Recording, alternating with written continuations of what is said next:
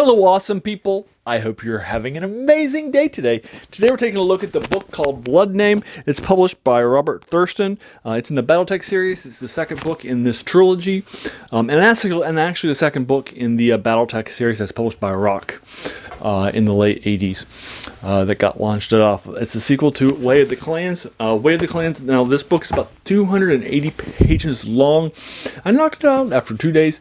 I spent 160 days reading it on Sunday, and then 120 pages last night on a Monday.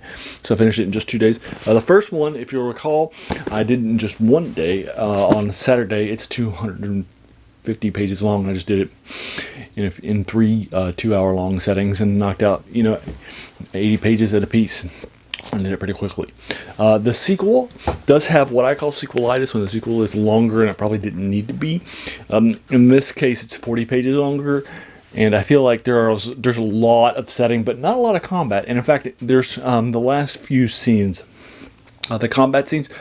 They seem to go pretty quickly. There's like one chapter with like 2 key combat scenes, and then what happened afterwards. And I'm like, I feel like that could have been fleshed out more, and I think you could have taken away from some of the earlier parts. This basically tells the story of it's a military science fiction in the BattleTech series, and it basically tells the story of the Glory campaign on the planet Glory that's controlled by the clan Jade Falcon. And then what happens? So we learn about Glory. Then we have the Glory campaign, and then after that, our hero Aiden will push for his blood name, and then we'll fight his blood name, and then that's it. And in between, there's a trial, and that's basically it. That's where the novel Bloodname comes from. Now, the next sequel, it's about 230 pages long. It's actually shorter, so I hope to knock it out in 2 days too, over the course of a couple of 100 page days. So it's actually shorter than the first book by about 30 pages, which is pretty good. He clearly doesn't have sequelitis for the third and final book. Now, the BattleTech, so I'm going to be giving this a 7 out of 10. It was definitely very gripping, and I enjoyed it and going back to it. I think there's a lot of value in going back to books that you once read when you were a kid, in grade school or junior high or high school in this case, or college or grad school, decades ago, and that you haven't read since then. And now, what do you think of it as an adult going forward? So I've been doing that. A few things I read. I went back and reread Fred Saberhagen's the Complete Book of Swords that I read when I was in grade school.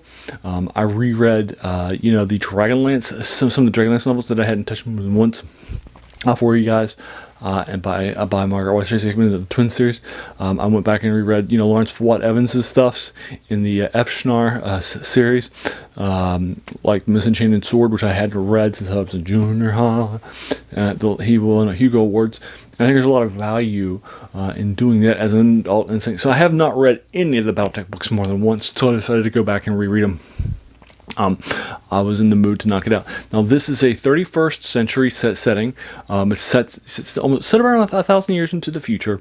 And over the course of those hundreds of centuries, we have developed space travel, and we have settled and colonized thousands of star systems and planets inside of them. And there are tons and tons of people and things out there, but we have not encountered any other intelligent life. It's just us. So we have brought our own best parts of us and our own worst parts of us to us. And so we treat each other with all the same sort of acrimony as we do in today's modern era, which seems pretty true to form, and I appreciate that sort of conceit. There's war happening right now, and there's war happening in the future, right? There was about a 300-year period under something called the Star League, when it was peaceful and growing and developing, and everybody here was helping each other and getting along. And then there was a coup by a person named Amaris, and a guy named General Kerensky fought him off, and then he saw the fall of the Inner Sphere happening, and the Inner Sphere becoming more and more decadent, so he takes his soldiers and he flees, and he forms the clans with his son.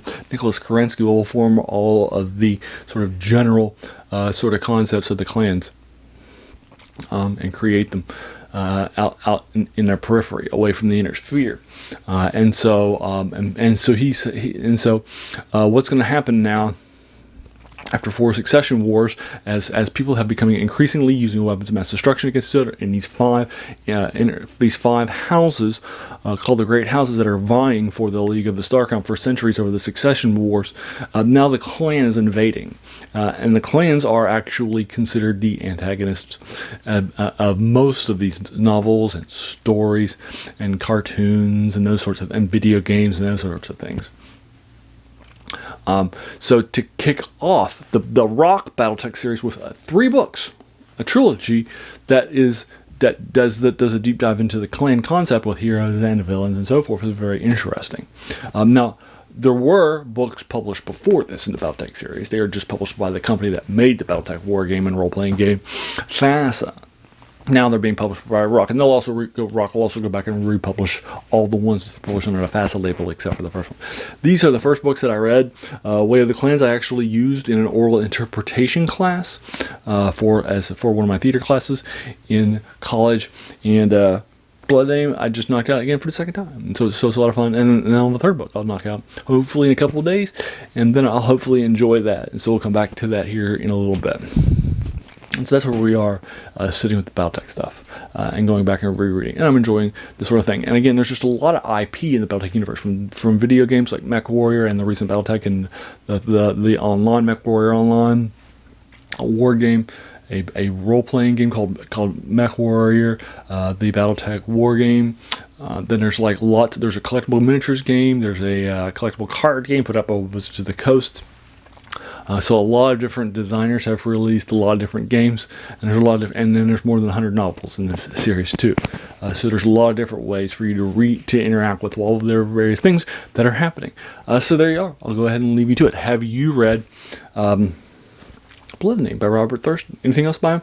I'd be happy to sort of talk with you about it further in the comments below. As a reminder, I like to keep my reviews spoiler-free, so I'm not doing a spoiler in case this is the first time you've heard of this sort of things and you want to go take, or if you've heard of it but you never had a chance, this might be a nice reminder.